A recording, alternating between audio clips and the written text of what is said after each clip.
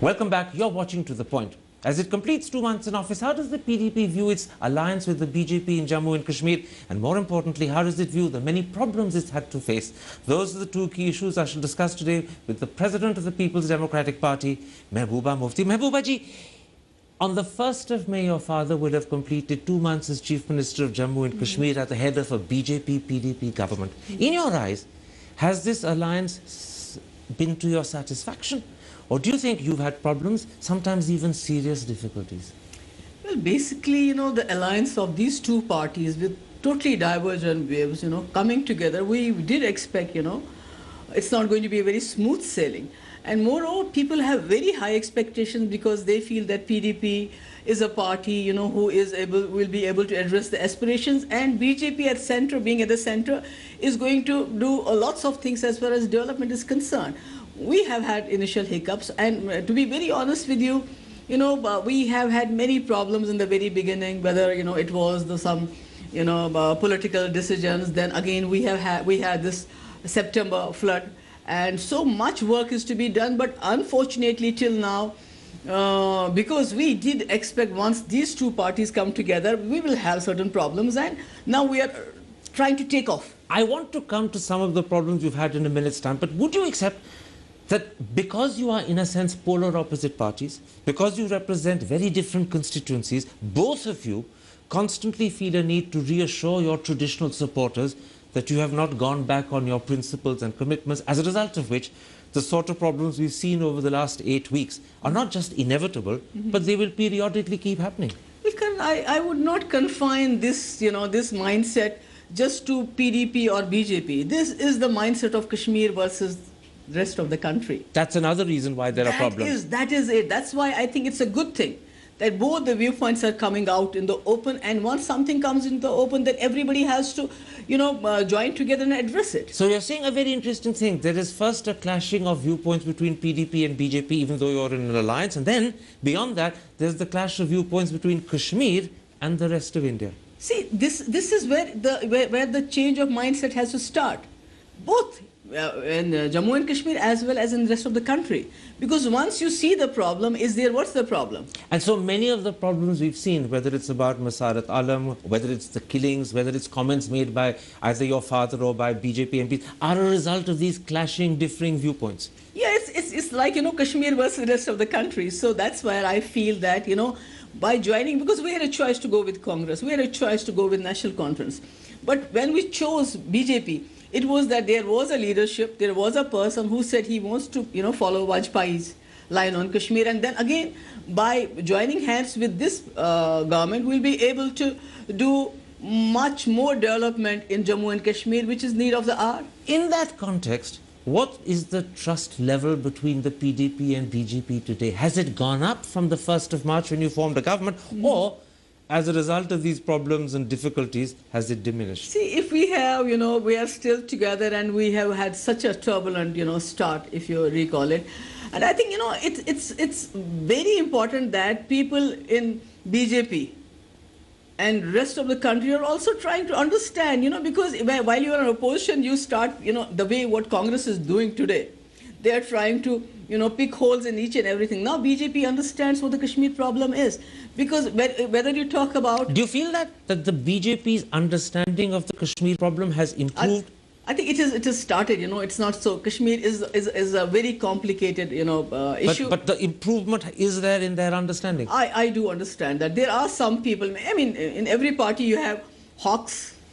They are there, but there are people, who are trying to understand that they look at it as a great opportunity. What about the opposite? If the BJP's understanding of the Kashmir problem has improved, has the PDP's understanding of the BJP's viewpoint and of perhaps mainstream opinion in India, has that also improved?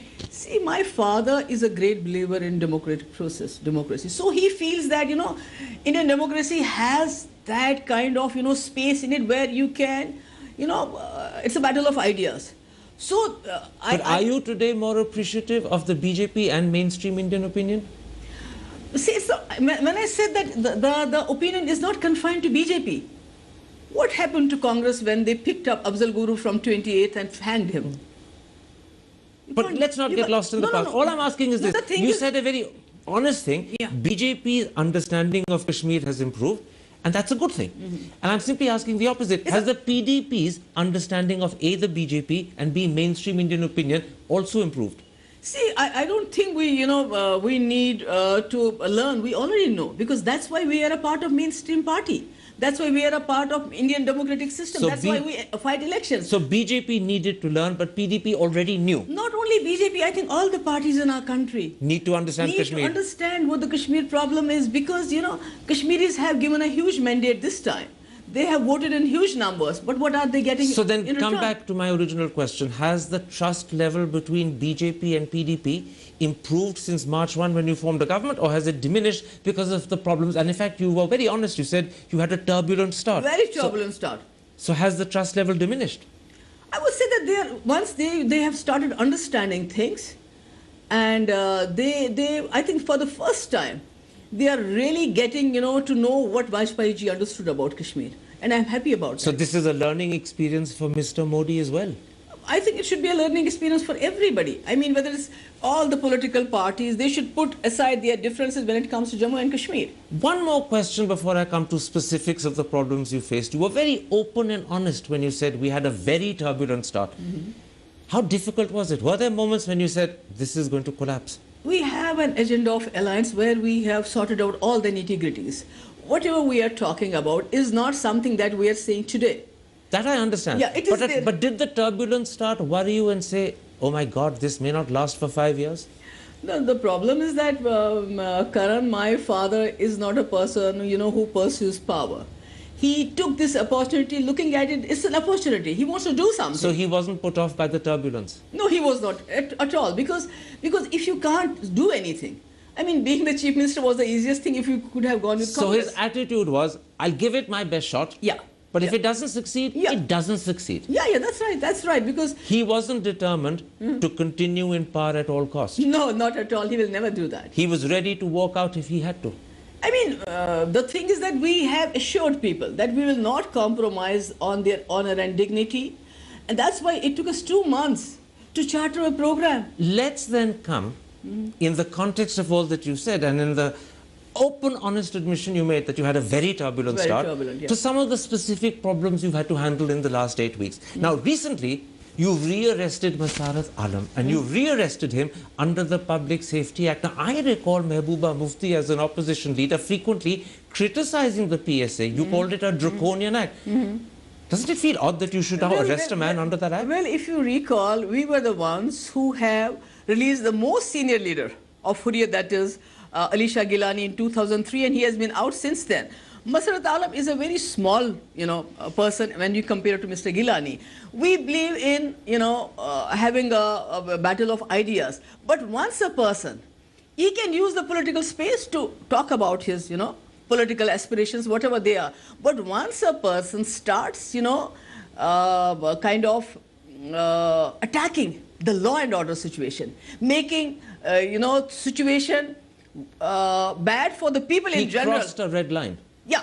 Then, then the law takes its own course. Except for the fact that when the law took its own course, you used the draconian PSA, you didn't use the normal criminal justice system. And that's what I'm questioning, because I remember in March 2011, when Omar Abdullah was using the PSA, this is what you said. You said PSA is a black spot on the country's democratic system. You said the PSA has converted the valley into a huge prison.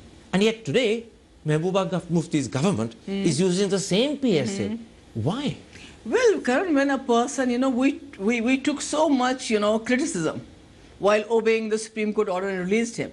He was okay for 1.5 months. Even if, he had gone to welcome Gilani Saab. But why not arrest him under the normal criminal justice system? Why under PSA? Because, a person in the open, if he starts, kind of praising people like, Hafiz Saeed. Not only Pakistan is okay, but what about Hafiz Saeed? If he says, okay, I like Pakistan, that's fine. So he invited the PSA? Yeah, he did. I mean, he left you no choice. You are inciting people. So, I mean, I have no problem if these people go out and preach their political ideology, whatever it is. But Hafiz Saeed was too much. But if you start, you go give a hartal call, that's okay. But if you use or incite violence to enforce your ideology, that will not be tolerated. So in other words, the manner, the behavior and the things that Musarat Alam said, including Hafiz Said, yeah. was so terrible Yeah. that you had to use the PSA. Yeah, the normal system wouldn't have worked. Because we gave him, you know, I mean, you know how much, you know, criticism we took in releasing him. He got a very good chance, whatever, if he has full faith in his political ideology, he can preach it in a very peaceful manner. So in other words, yeah, in other words, he forced you to do this. I think, you know, his behavior at that point of time was something that not only, you know, forced the government, the law enforcing agencies, but also the people were scared. Okay. People were worried because, you know, the tourism season has set in. And see so there was an economic reason as well. He was endangering the economy of Kashmir. Everything by creating a situation wherein, you know, people were really, you know, scared after this flood. People had started painting their shops and, you know, and he was endangering economic revival. He was creating an environment. They can go, Gilani Sahib can go and say, because after some time we allowed all the Hurriyat leaders, they went. I understand. Let's move beyond Musarat Alam. I understand why you acted the way you did. You did it because he crossed a line. You did it because he was trying to appeal to Hafiz Said, which is unacceptable. You did it because he was endangering Kashmir's economic recovery. A second problem you faced is the death of Khalid Muzaffar Wani. At the time you called him an innocent boy. The army said he was an overground militant. The army said he was taking 3 others to be recruited. On what basis did you come to the conclusion he was innocent? Well, Karan, I heard the video of those 3 boys. It's with the police. All the 3 boys were saying that Khalid took us on a picnic. We had taken biryani. And then, you know, Khalid went and he was talking to his brother Burhan, who was a militant. So the 3 boys admit he was talking to Burhan. They admit he was talking to Burhan. Yeah, I can show you. Yeah, they said he was talking to Burhan, but they were not carrying any. They had gone on a picnic. So I would like to give Khalid the benefit of doubt. Maybe his mother had sent the other son to persuade him to come back. This is very interesting. You added 3 very critical words. I would like to give Khalid the benefit of doubt. In other words, you're being an elder sister and you're saying, let him have the benefit of doubt. Yeah, because nobody knows. Let me put the opposite to you. Nobody knows. Those 3 boys with him admit that he had taken biryani. They admit going for a picnic. No, more importantly, they admit he was meeting his brother Burhan, who's an admitted, acknowledged militant. The army looks upon Burhan as a terrorist, right? Yeah. Now, I put it to you, at the very least, if Khalid is meeting a terrorist, this is stupid, silly behavior. He's his brother. Worse still, you have to differentiate between a militant and his relative. But just because a terrorist is your brother doesn't mean you should go and meet him. You're endangering your own self. And you're suggesting to the army that you're suspicious. Many a times it is the police, it is the army, you know, who ask the relatives to persuade the people who have taken to gun to, you know, persuade them to come back. Except that wasn't the case here. We don't know. We don't know because... You mean it's possible that the army had asked Khalid to meet Burhan to bring him back? We don't know. Maybe the family... But why do you think it could be the case? No, I mean, maybe the family wanted him to come back. Maybe, but nonetheless, and perhaps that's possible, but for Khalid to meet an acknowledged terrorist, even if he's his brother, but even then you don't, is a stupid and silly thing to do. It creates suspicion. Worse still, it makes people think he's complicit. It may be a stupid thing. You agree to that? It may be a stupid thing, but there is no law in our country that you can kill a brother of a militant just because he met his brother. Except that you shouldn't be meeting terrorists. Maybe there is a law. And when you meet terrorists, you suggest that you're perhaps complicit. But then maybe there is a law for that, but not to kill the guy. In other words, he deserved punishment, but not killing. He was an English literature graduate. You're making a very important point. He deserved punishment, that you accept. If there is a law, but not killing. No, if there is a law that, you know, if you meet your brother who is a militant, and if it is proved that you were meeting him in regard to something, you know, abetting his violent activities, maybe then the law should be enforced. But who is going to tell us what was the truth? At the time, your father suggested, he didn't say it in so many words, but he clearly suggested that the army should apologize as they did for Badgam. No apology has come. Is your father upset? Does he feel snubbed? Or has he accepted it? No, he said that, you know, the army should have been more careful. Because you and he then raised what happened in Badgam, and Yeah, he said in Badgam. Badgam they apologized, See- and people made the connection and said, Mufti Sahib would like an apology. See, in Badgam, I'm so, happy that both the Prime Minister as well the Defense Minister at that point of time, Arun Jaitley, he intervened, because Quite even right. there in Badgam... But that didn't happen even, there. No, even in Badgam case, the first, remarks from the army where they were militants or something like that. I grant to you that the army apologized for Badgam, and many people were surprised because the army hasn't done this very often before. Yeah, that's right. But I'm talking now about the Khalid Wani case. Your father clearly suggested he wanted an apology. The apology never came. Is he upset? Does he feel snubbed? Or has he accepted it? No, basically there are two versions. One version is that there was, there was an attack from the militants, and then there was... But Mehbooba ji, I'm not talking about the two versions. I'm asking, is your father upset that there was no apology, or has he accepted it? No, After all, he is the chief minister. When the chief minister asks for an apology, usually people apologize. In this case, they didn't. No, because the army is giving another version. They in Badgam, Chhattargam, they changed the version. So Mufti But Sahib has accepted this. Here they are sticking to their own point. They are sticking to their own point that there was an attack. Okay. So Mufti Sahib has accepted the situation. He's not upset he didn't get an apology. Well, I think, it's not about being Mufti Sahib, because if the army has done something which they feel they should have done, by, giving an apology, it raises their stature. It's not In about other words, it's not about a prestige. you still feel the army should have apologized. They should have, they should have, because when a young guy who's a literature graduate gets killed in such a manner, I think, because if we are one, if we think that it's not only about the land, the Jammu Kashmir It's people are people. there. It's people. It's the people who belong to us. Let's then come to a third issue that has created a problem, even though it was meant to be a solution. Your father's announcement that composite townships will be created for returning Kashmiri Pandits. Even though your father and Naeem Akhtar have repeatedly said these are not separate exclusive zones, the Hurriyat on the one hand, Congress and the National Conference the other, refuse to believe it. They insist these are separate exclusive zones, and you know and I know that there are many in the valley who are beginning to become a little suspicious. Are these separate zones? Are these exclusive? Why is it that on a critical issue like this, A, the Chief Minister, and B, the PDP can't establish their credibility? Why is it that your credibility is being questioned? No, because both the separatists as well as National Conference and Congress, they are looking for some issues to exploit. They don't have anything. But it's your conviction that people are questioning, isn't it? You're not carrying conviction with people on this issue. Why is that? No, of course, people believe us. But it is, because as I said earlier also, BJP and PDP coming together has sent a message that, if we are able to follow our agenda of alliance, Jammu Kashmir after 6 years will be totally a different... So tell me this. Ignore the opposition from Hurriyat, from Congress, from the National Conference. Are you worried that the people of the valley, that's your constituency, that they accept that these composite townships are not going to be separate exclusive zones? Because there are many in the valley who are scared that behind the name of composite township, you're creating a separate exclusive zone. So answer that for me. So once you do everything on the ground, it's for everybody to see.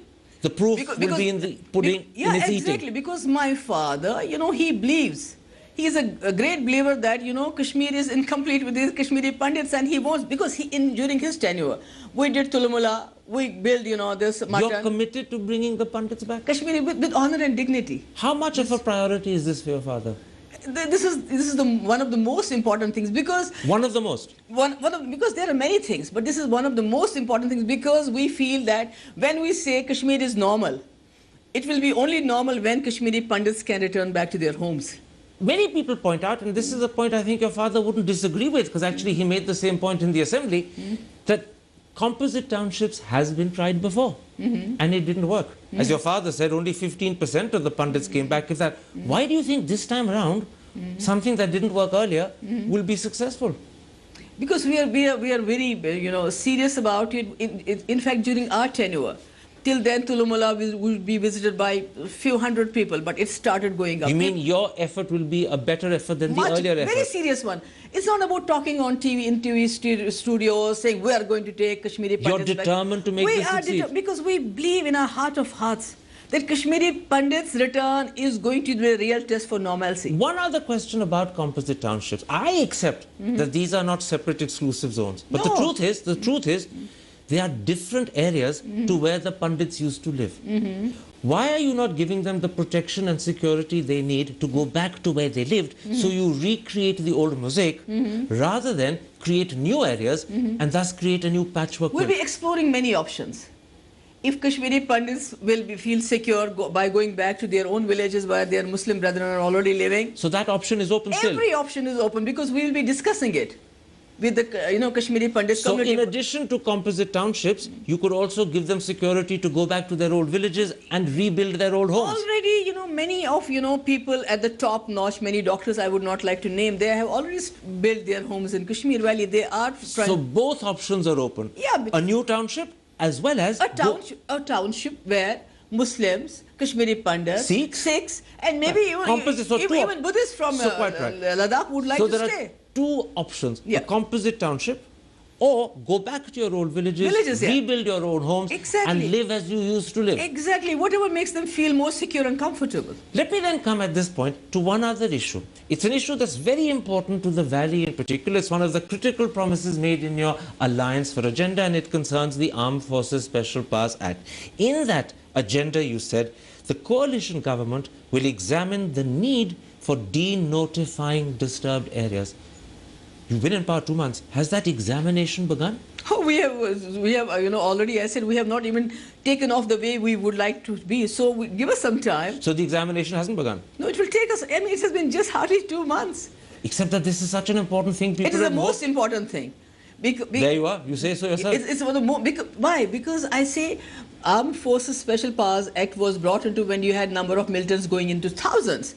Now there are hardly maybe 100 or 2. My point entirely. So not only is the Armed Forces Special Powers Act not needed because the number of militants have come down, but as you said, it's the most important thing. Yes, because in which case, 2 months later, why has this examination not begun? It will start. I mean, you don't. When will it start? My father is a man of actions. When will it start? And when he says something, he does it at any cost. When will it start?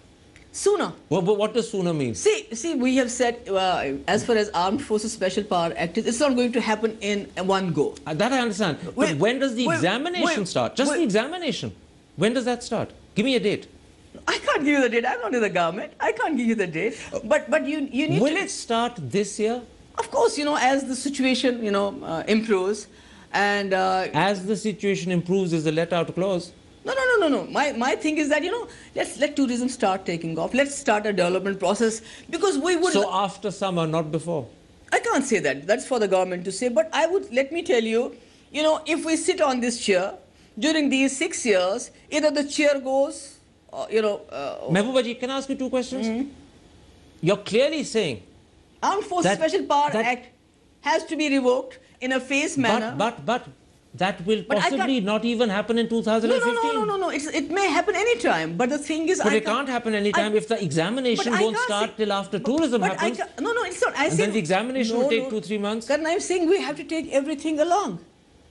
So is the BJP an obstacle and hurdle on this? No, Are you having problem with your ally? See, something which has been put on the paper in black and white, something which has already been agreed by all the parties, by National Conference, Congress, but that's CPIM. Only intent. Action comes when the examination begins. No. My point is that everybody has agreed that Armed Forces Special Powers Act has to go. In which case, why is the examination not happening? But the only thing is, how do you phase it out? But you can only begin the phasing out if you take the first step. Here, the first step hasn't been taken, and that's why I asked, when will the first step be taken? I mean, it has been two months. I mean, you don't, expect something which has not happened during last 20 years is going to happen in 2 months. That's a fair point. Yeah. I accept it readily. It's a good argument, but I'll tell you why people are suspicious. Because the second half of the Agenda for Alliance says, and again I'm quoting, final word on the continuation of AFSPA is with the central government. And to many people that suggests that no matter what recommendation you give, Mr. Modi has the right to veto. And they say, in that case, aap examination karengi, you'll start the process, maybe a year or 2 later you'll recommend remove it from 2-3 areas, Mr. Modi will say no, and it'll all end, and nothing will have been achieved. Mr. Karan, the country has to decide. 70, almost 70 years down the line, are you still so insecure about Kashmir that you feel only army with ESPA can have Kashmir with us. I accept your argument completely. In fact, the problem is, I'm not against you. I'm questioning why you aren't moving faster. Why the examination itself hasn't begun. It has been just 2 months. It has been just 2 months. You couldn't have done it in 2 months? No, how can you do it within 2 months? You sure the BJP is not holding you back? Nobody can hold us back. You have a lovely smile on your face, which is such a good smile, but behind the smile, are you covering up for an obstinate, rigid BJP? See, Karan, my father went in alliance with BJP because they are at center. Otherwise, we could have gone with Congress and said, oh, we can't do anything about ESPA because BJP is at the center. Let me then... So we went with them in a very conscious effort, and we have put everything in black and white. And you will see, inshallah, within these 6 years, you will feel all the agenda of alliance will be implemented 100%. Including AFSPA being lifted? Yes. At the end of 6 years, will AFSPA be lifted from the whole of Kashmir or only from certain pockets and areas? Inshallah, the situation is going to be so good. Everybody is going to be, saying that we can win the hearts of minds of Kashmir. Which means there'll be no AFSPA in any part of Kashmir at the end of 6 years. Inshallah. Inshallah means yes? Inshallah means Allah Ta'ala chahe, inshallah zarur hoga. But the problem with Allah Ta'ala determining is that at the end of the day, you're saying, if I fail, it's God's will. If I succeed, it's my credit. We will not fail. Because you'll succeed. Inshallah, because we have a very proper agenda, political as well as development. When we combine the two, no power on this earth can stop us from implementing our agenda. My last issue, and so much of this depends upon the nature of the relationship between your father and Mr. Modi, that's what I'm going to ask you. Do the two men, the Chief Minister of Jammu and Kashmir and the Prime Minister of India, get on and understand each other? Is there trust between them? Because if there isn't, your alliance will never succeed. But if there is, you can overcome all obstacles. So is there trust? Do they get on? I think both are self-made men. They have not inherited this crown, like many other leaders. They have come up a very hard way. So I think there is a better understanding between the two. And as I said earlier also, Kashmir... Better than there was on 1st March when your father took over. Has that understanding improved? I know you've had a turbulent start, but sometimes a turbulent start can bond people together. Has it bonded them together? Well, I think that's something you will have to ask him, but I think he met him again and he was quite happy about the meeting. He was happy about the meeting? He was happy about the meeting. Does he feel comfortable working with Mr. Modi? Well, I think, as I said earlier also, my father is a very straightforward person. And what we have seen till now of Mr. Modi, he also seems to be a very straightforward person. So two straightforward people can work well together? Yeah, because... My last issue. Yours is an alliance in Jammu and Kashmir. You've been through turbulence, as you admitted, but in a sense, it's brought the partners together. It's made you determined to succeed. Will that alliance also lead to your supporting Mr. Modi in Delhi? And in particular, in an area where he is in trouble and he needs support, land acquisition amendments. Will you support those in the Rajya Sabha, in the Lok Sabha? Well, Karan, first of all, let me tell you this. We, in J&K state, we have our own laws, so this does not apply. But your vote counts in Delhi? But I mean, if you ask me honestly, I feel, a lot of wrong perception has been created vis-a-vis this, land bill.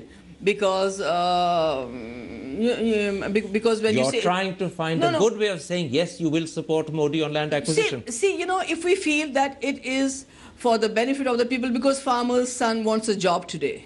We want good hospitals, we want good roads. And none of that is possible without the land acquisition none of that is possible. And private people, private industry... Mehbooba ji, you're a superb politician. You've made it very clear your answer is, yes, you will support the land acquisition amendments without saying the word yes. You're a very good politician, but you're saying that, aren't you? No, because I feel, even I have gone, certain sections of this land bill, I feel that, 70 years down the line, हमारा किसान अभी भी खुदकुशी करता है.